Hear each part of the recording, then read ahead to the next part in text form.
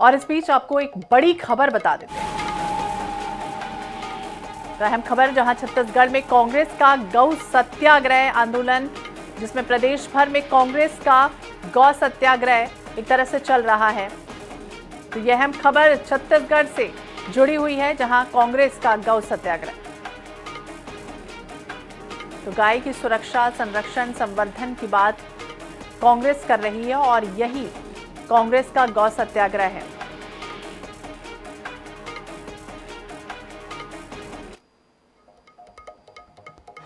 तो यह आरोप है कांग्रेस का कि कहीं ना कहीं गाय जो है वो सड़कों पर बैठी रहती है, घूमती रहती है और परेशानी जो है वो लगातार बढ़ रही है। तो लोगों को परेशानियों का सामना करना पड़ता है और यही वजह है कि गौ सत्याग्रह को लेकर कांग्रेस पूरी तरह से मुखर है।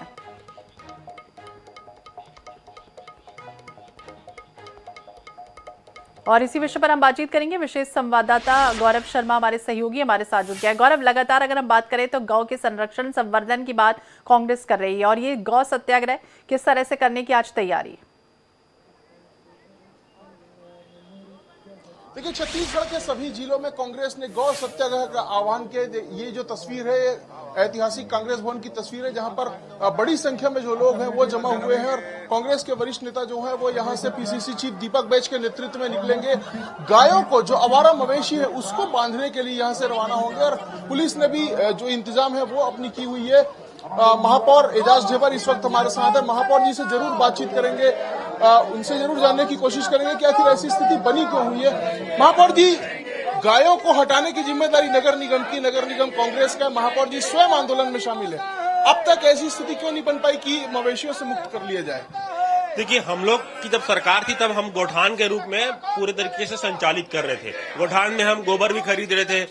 उस समय एक भी शहर में आपको गाय या सांड आपको कहीं बिछड़ते हुए, मतलब आवारा, उसमें नहीं दिखता था। मगर जैसी इनकी सरकार आई, इन्होंने गोठान को बंद कर दिया।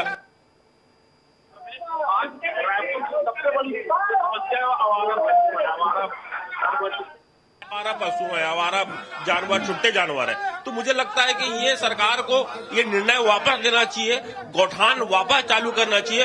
अभी हमने एमआईसी में सिर्फ आवारा पशुओं के लिए हमने अभी एमआईसी की थी, जिसमें हमने 2 करोड़ रुपया सिर्फ सेंक्शन किया है। कांजी हाउस और भी खुलना चाहिए, कांजी हाउस को और बड़ा किया जाए।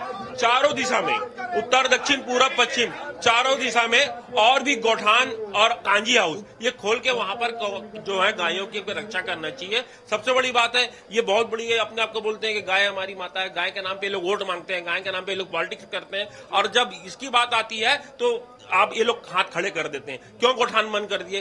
गोठान में तो लोगों को रोजगार मिल रहा था, लोगों को काम मिल रहा था, गोबर लोग जाके बेच रहे थे। अरे गोबर तो छोड़ो, गौमूत्र तक लोग आके वहां पर बेच रहे थे। तो वो टोटल काम बंद होने के बाद मुझे लगता है कि शहर की आज सबसे बड़ी समस्या ये उभरी है। शहर की नहीं, ग्रामीण क्षेत्रों की भी सबसे बड़ी समस्या है, क्योंकि गांव में जो फसल है उसको चर रहे हैं आवारा मवेशी और शहरों में एक्सीडेंट की घटनाएं हो रही। देखा जा सकता है इस वक्त शहर कांग्रेस के जो तमाम नेता है, विकास उपाध्याय, पंकज शर्मा, प्रमोद दुबे, तमाम जो कांग्रेस के नेता है वो शामिल है। जो समस्या है वो ग्रामीण क्षेत्रों में भी है, शहरी क्षेत्रों में भी है। गाँव में फसल चल रहे हैं और शहर में एक्सीडेंट हो रहा है। कैसे आप लोग प्रदर्शन जरूर कर रहे हैं, कैसे रोका जा सकता है इसे? देखिए, गाय माता को पूरे देश में पूजा जाता है, हम सबसे पवित्र मानते हैं। और क्यों भारतीय जनता पार्टी की सरकार बनती तभी गौवंश की तस्करी होती है?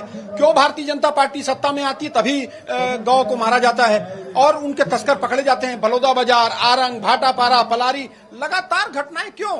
भारतीय जनता पार्टी वोट के नाम पर गाय का इस्तेमाल करती है, लेकिन गाय को सहेजने का काम, उसको संवारने का काम, उसके सेहत को देखने का काम नहीं करता। कांग्रेस की सरकार थी, गौठान खोले गए, उनको दाना पानी की व्यवस्था दी गई, दाना पानी के साथ साथ में स्वास्थ्य की सेवा उनको दी गई, उनको मदद किया गया। लेकिन भारतीय जनता पार्टी ने गौठानों को बंद कर दिया, समितियों को बंद कर दिया और आज वो वीरान हो गए गौठान। और जो गौवंश है आज सड़क में है, कहीं एक्सीडेंट में मारे जा रहे हैं, कहीं तस्करी हो रही है और कोई अलग अलग तरीके से इस प्रदेश से दूसरे प्रदेश में इसको ले जाने का काम कर रहा है। कांग्रेस पार्टी आज गौवंश को बचाने के लिए, गौवंश की अगर रक्षा कोई कर सकता है तो कांग्रेस पार्टी कर सकती है।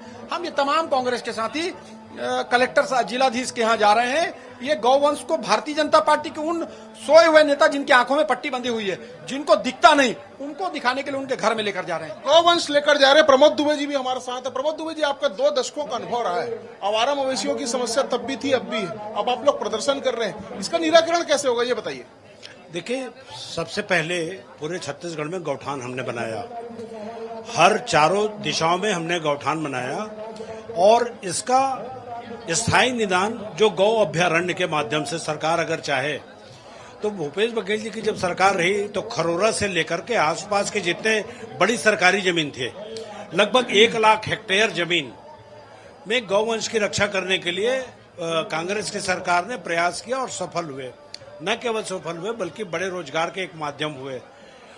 जो महिलाएं थी, 10-10 लोगों का समूह था, वो उसको मैन्योर को बेच करके आमदनी हुई होती थी।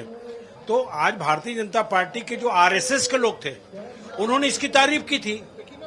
लेकिन अब भारतीय जनता पार्टी कह रही कि उसमें भ्रष्टाचार बहुत होता था, इस वजह से बंद करना पड़ा। देखिए, एक आध प्रमाण तो दिखा देना, आप अपने ढंग से चालू तो कर लो ना भाई। अगर कांग्रेस की सरकार के ऊपर अगर आप आरोप लगा रहे हो, आप अपने तरीके से शुरू तो कर लो ना। 7 महीने हो गए आपको, आपके जो केंद्रीय नेतृत्व आते हैं वो उसी को पुरस्कृत करके जाते हैं, और आप यहाँ इस प्रकार की बात करते हैं। कंफ्यूज है लोग, जी कंफ्यूज है, ये कहते हुए नजर आ रहे हैं प्रमोद दुबे। कांग्रेस के तमाम नेता जो है वो यहाँ से अब से कुछ देर बाद तो बिल्कुल गौरव, अगर समझना चाहें तो एक तरफ कांग्रेस का गौ सत्याग्रह, तो बीजेपी गौ अभ्यारण्य का जिक्र करती है। हालांकि धरातल पर अभी उसे उतारा नहीं गया है, लेकिन दोनों ही इस तरह से करेंगे संरक्षण और संवर्धन के लिए। लेकिन उसके बाद समस्या समाधान होगा क्या नहीं, फिलहाल देखना होगा। नजर बनाए रखिए। बहुत बहुत शुक्रिया जानकारी के लिए और बातचीत करने के लिए।